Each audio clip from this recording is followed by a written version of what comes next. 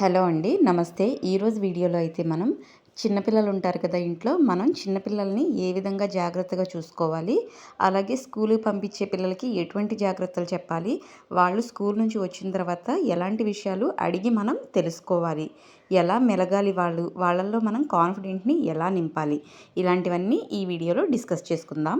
ముందుగా అయితే నా తరపు నుంచి చిన్న రిక్వెస్ట్ అండి.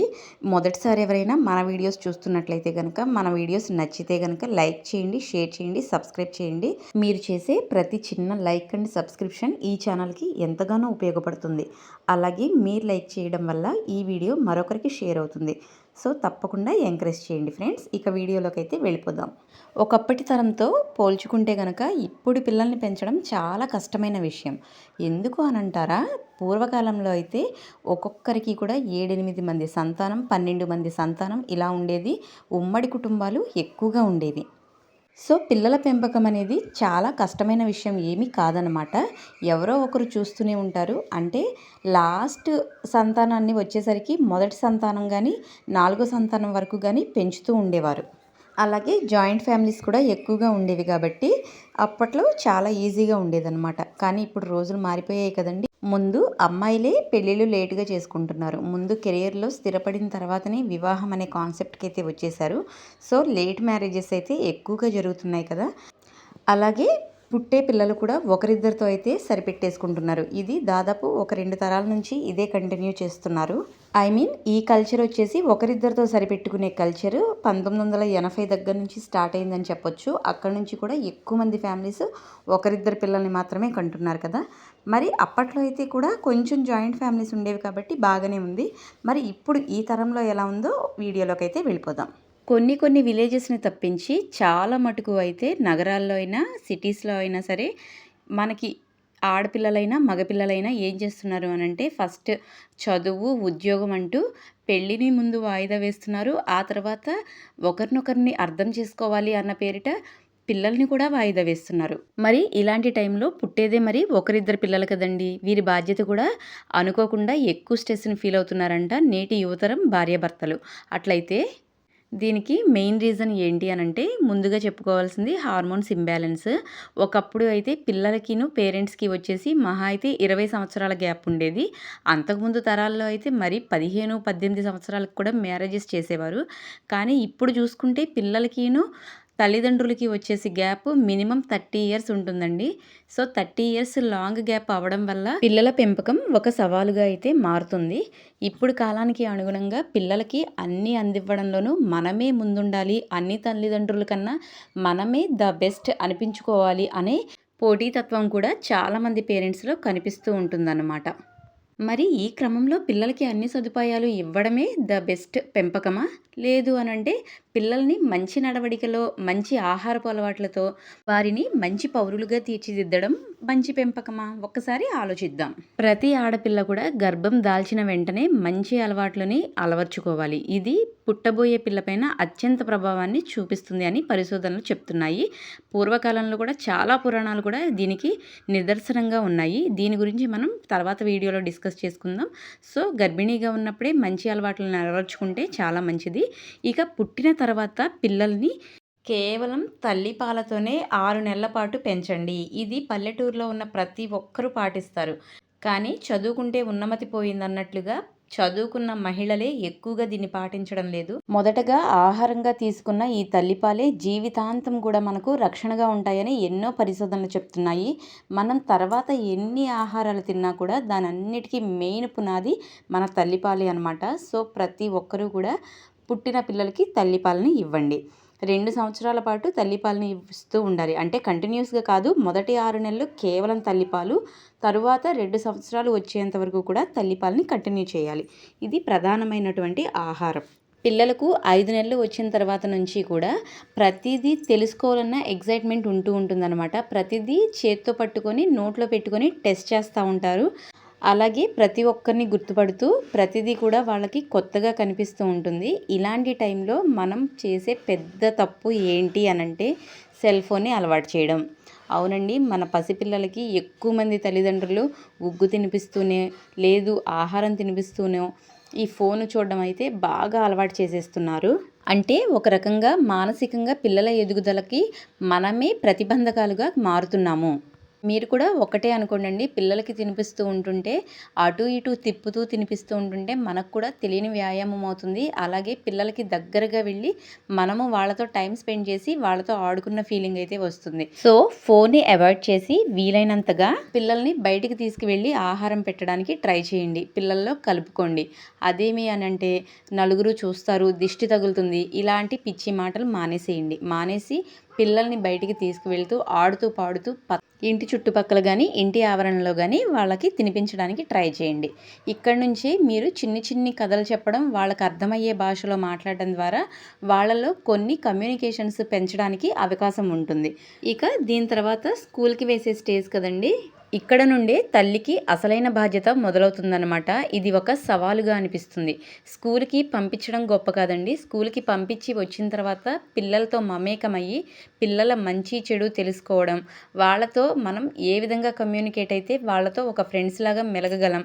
ఎట్ ద సేమ్ టైం పిల్లలు లేక పుట్టారు కదా అని చెప్పి వాళ్ళని గారాబం చేసేయాలా, లేదు అనుకుంటే సామధాన దండోపాయాలు ఉపయోగించాలా, పిల్లలతో ఏ విధంగా ఉంటే మనం మంచి తల్లిదండ్రులుగా ఉంటామనేది ఈ వీడియోలో ఇప్పుడు పూర్తిగా తెలుసుకుందాం. పిల్లలు స్కూల్ నుంచి రాగానే మొట్టమొదటగా చాలామంది పేరెంట్స్ ఏం చేస్తారంటే హోంవర్క్ ఏమి ఇచ్చారు అని చెప్పి మళ్ళీ వెంటనే వాళ్ళపైన స్ట్రెస్ ఫీల్ అయ్యేలా చేస్తారన్నమాట. ముందుగా పిల్లలు ఇంటికి రాగానే ఇంటి దగ్గర ఉండే తల్లి అయితే వాళ్ళకి ఎదురెళ్ళి వాళ్ళని హత్తుకుంటే గనక వాళ్ళు ఎంతో హ్యాపీ ఫీల్ అవుతారంట. మార్నింగ్ నుంచి పడిన స్ట్రెస్ అంతా పోతుందట. అలాగే పిల్లలు ఇంటికి రాగానే వాళ్ళకి ఏదైనా స్నాక్స్ లాంటివి, అవి కూడా ఆరోగ్యకరమైన స్నాక్స్ పెట్టి ఒక అరగంట సేపు ఆటలకి వదిలేస్తే పిల్లల్లో మంచి వ్యాయామం పెరిగి ఆరోగ్యంగా తయారవుతారు. అలా కాకుండా వెంటనే హోంవర్క్ చదువు అని చెప్పి వాళ్ళకి అనవసరంగా లేనిపోని వర్క్ ఇస్తూ ఉంటుంటే వాళ్ళలో స్ట్రెస్కి సంబంధించిన చెడు హార్మోన్ స్థాయిలు రిలీజ్ అయ్యి ఇవి ఒక్కోసారి చిన్నపిల్లల్లో హార్ట్ అటాక్ కూడా దారితీసే పరిస్థితులు ఉన్నాయని చెప్పి నిపుణులు అయితే చెప్తున్నారు. సో దీని గురించి కొంచెం జాగ్రత్త వహించండి. అలాగే ఇంకో విషయం ఏంటి అనంటే పిల్లలు స్కూల్ నుంచి వచ్చిన తర్వాత తల్లి ఒక స్నేహితురాలిగా మెలగాలి ఫస్ట్. అంటే చదువంతా అయిపోయిన తర్వాత నిద్రపోతున్నాము అనుకున్నప్పుడు కానీ, లేదు వెంటనే వచ్చిన తర్వాత ఒక హాఫ్ అన్ అవర్ తర్వాత అయినా పిల్లలను దగ్గర కూర్చోపెట్టుకొని ఈరోజు స్కూల్లో ఏమేమి జరిగాయి, ఈరోజు స్కూల్లో నీకు నచ్చని విషయం ఏదైనా జరిగిందా, ఈరోజు స్కూల్లో ఏ ఫ్రెండ్స్తో నీవు గొడవ పడ్డావు, లేదు అనుకుంటే వేరే వాళ్ళు నిన్నేమైనా బాధ పెట్టారా, చదువులో నిన్ను అప్రిషియేషన్ చేశారా, ఇలాంటి క్వశ్చన్స్ తరచుగా మనం అడుగుతూ ఉండాలన్నమాట. ఇలా అడగడం వల్ల ఏమవుతుందంటే పిల్లలు మనం ఎంతో ఫ్రెండ్లీగా మూవ్ అవుతున్నామని చెప్పి స్కూల్లో జరిగే ప్రతి విషయాన్ని, వాళ్ళకి అద్భుతం అనిపించే విషయాన్ని కూడా మనతో షేర్ చేసుకోగలుగుతారు. అలా చేసుకోవడం వల్ల స్కూల్లో ఉండే వాతావరణం మనకు కూడా అర్థమవుతుంది. పిల్లలు మంచి నడవడికలో వెళ్తున్నారా లేదా, అలాగే ఎవరైనా పిల్లలతో మిస్బిహేవ్ చేస్తున్నారా, ఇలాంటివన్నీ కూడా మనకి తెలియకుండానే మనకి ఒక ఇన్ఫర్మేషన్ మన పిల్లలు ఇస్తున్నారు. అలాగే పిల్లలు క్లాస్లో ఫస్ట్ వచ్చిన పిల్లల గురించి చెప్తున్నప్పుడు మీరు ఏమాత్రం కూడా టెన్షన్ పడొద్దు, అలాగే కోపం కూడా తెచ్చుకోవద్దు. ఏ ఇద్దరు పిల్లలు ఒకేలాగా ఉండరు. మనలో ఎక్కువ క్వాలిటీస్ ఉంటే మరొకరిలో తక్కువ క్వాలిటీస్ ఉండొచ్చు. వాళ్ళల్లో వేరే టాలెంట్ ఉంటే మన పిల్లల్లో మరొక టాలెంట్ ఉండొచ్చు. సో అందుకని చెప్పి పిల్లల్లో ఇప్పటి నుంచే మీరు చిన్నప్పటి నుంచి వేరే పిల్లలతో కంపేర్ చేసే స్వభావాన్ని అయితే మానుకోవాలి. పిల్లలకు అర్థమయ్యేటట్లుగా మనకు కావాల్సింది మార్కులు కాదమ్మా, సబ్జెక్ట్ని అర్థం చేసుకునే తత్వం కావాలి. అంతేగాని క్లాస్ ఫస్ట్ రావాలి, ఇది వరకు నేను ఇది అనుకున్నాను, ఇది అవ్వలేకపోయాను కాబట్టి ఇప్పుడు నీలో ఆ కళ తీర్చుకుంటున్నాను అని చెప్పి అనవసరంగా పిల్లలపైన స్ట్రెస్ని అయితే పెట్టొద్దు. ఇప్పుడు మారుతున్న కాలాన్ని బట్టి పిల్లలు చాలా స్ట్రెస్ని ఫీల్ అవుతున్నారంటండి. బాల్యాన్ని కూడా సరిగ్గా గడపలేకపోతున్నారంట. ఎన్నో పరిశోధనలు అయితే చెప్తున్నాయి. అటు స్కూల్లో టీచర్స్ని, ఇటు ఇంట్లో పేరెంట్స్ని మెప్పించలేక, వాళ్ళని ఒప్పించలేక పిల్లలు తమలో తాము సతమతమయ్యి ఆ చిన్ని బుర్రలు చిన్న వయసులోనే ఎంతో డిప్రెషన్కి, కుంగుబాటుకి గురవుతున్నారని చెప్పి ఎన్నో పరిశోధనలు చెప్తున్నాయి. సో మనం పేరెంట్స్గా ఎంత దగ్గరగా వాళ్ళకి ఉంటే వాళ్ళల్లో ఉన్న భయాలని, వాళ్ళ మనసులో గూడు కట్టుకున్న బాధను కూడా తొలగించగలుగుతామన్నమాట. అలాగే ఆడపిల్లలైతే 8 సంవత్సరాలు లేదా 10 సంవత్సరాలు వచ్చిన దగ్గర నుంచి వాళ్ళకి గుడ్ టచ్ ఏది, బ్యాడ్ టచ్ ఏది అన్నది కూడా పేరెంట్స్‌గా చెప్పాల్సిన బాధ్యత మనకి ఉంది.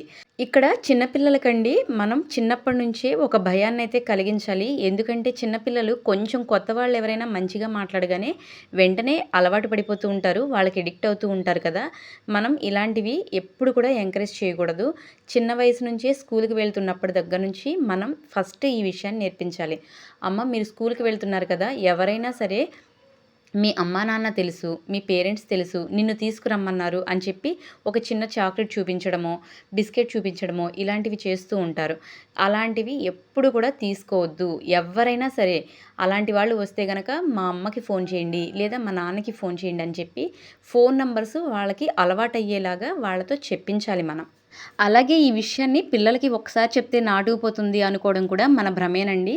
కనీసం రోజు విడిచి రోజైనా సరే, ఎవ్వరైనా సరే తెలిసిన వాళ్ళైనా, తెలియని వాళ్ళైనా ఒక్కసారి ఇంటి దగ్గర నుంచి బయటికి వెళ్ళిన తర్వాత ఇది తీసుకో, అది తీసుకో అని ఎలాంటివి తినేవి ఇచ్చినా సరే తీసుకోవద్దు. ఇలా పిల్లల్ని కిడ్నాప్ చేసేవాళ్ళుంటారు, పిల్లల్ని ఎత్తుకుపోయే వాళ్ళుంటారు, పిల్లల్ని తీసుకువెళ్ళి అమ్మేసేవాళ్ళుంటారు అనే జాగ్రత్తలు వాళ్ళ మనసులో అయితే మనం క్రియేట్ చేయాల్సిందే.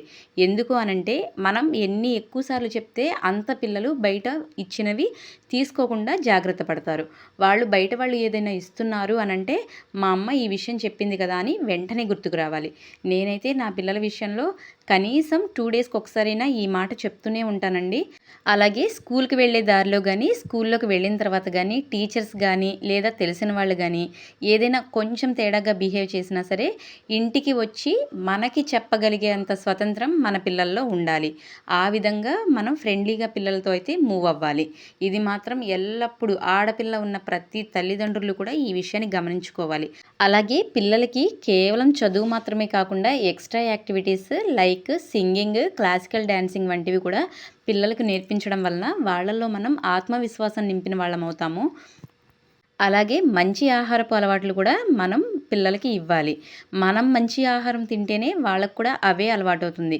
మనమే ఎక్కువ junk food, fast foods, cool drinks లాంటివి తింటుంటే మన పిల్లలు కూడా అవే అలవాటైపోతాయి కదండీ! సో, ఎక్కువగా చిన్నపిల్లలకి ప్రోటీన్స్ ఉండే ఆహారాన్ని ఎక్కువగా పెట్టాలి. అలాగే విటమిన్స్, పీచు పదార్థాలు ఉన్న ఫుడ్‌ని ఎక్కువగా పెట్టాలి. జంక్ ఫుడ్‌ని, కూల్ డ్రింక్స్‌ని, ఈ చిప్స్ లాంటి వాటిని వీలైనంత దూరంగా ఉంచాలన్నమాట. వారానికి 2 సార్లైనా ఆకుకూరలు తినే అలవాటు చేయాలి. అలాగే ప్రతిరోజు కూడా స్నాక్స్‌లో ఎక్కువగా ఫ్రూట్స్ ఉండేలాగా చూసుకోవాలి. అలాగే మార్నింగ్ టైం అయితే గనక డ్రై ఫ్రూట్స్, మిల్క్ ఎక్కువగా తీసుకునేలాగా చూసుకోండి. ఒక గుడ్డును కూడా ప్రతిరోజు తినిపించడానికి ట్రై చేయండి. ఇలాంటి మంచి ఆహారపు అలవాట్లు ఉండడం వలన పిల్లల్లో మానసిక ఎదుగుదల, శారీరక ఎదుగుదల బాగా ఉంటుంది. అలాగే పిల్లలను నెలలో 2, 3 సార్లైనా సరే బయటికి తీసుకువెళ్ళడం, చిన్న చిన్న పార్కులు లాంటివి గానీ, లేదు మంచి లైబ్రరీ, లేదంటే ఆశ్రమాలు ఇలాంటి వాటికి తీసుకువెళ్ళడం, లేదు అంటే మంచి మామిడి తోటలు గానీ ఇలాంటివి ఉంటాయి కదండీ! అలాంటి ప్లేసులకి తీసుకువెళ్ళినా సరే పిల్లల్లో కొత్త ఉత్సాహం ఉరకలు వేస్తుందనమాట. దాంతో వాళ్ళల్లో కొత్తగా ఆలోచించే విధానం ఎక్కువగా డెవలప్ అవుతుంది. సో, ఇదండి ఈరోజు వీడియోలో అయితే కొంచెం లైట్‌గా పిల్లల గురించి వీడియో ఎందుకో నాకు చేయాలనిపించింది. ఈ పిల్లల్ని పెంచే క్రమంలో మనం ఎటువంటి సవాళ్ళను ఎదుర్కొంటామనే దానిపైన చిన్న వీడియో చేయాలి అనిపించి చేస్తున్నాను. ఇంకా చెప్పడానికైతే చాలా పాయింట్స్ ఉన్నాయి. ఒక్క వీడియోలో కంప్లీట్ చేయలేము కాబట్టి ఇది ఒక చిన్న ఉపోద్ఘాతం మాత్రమే.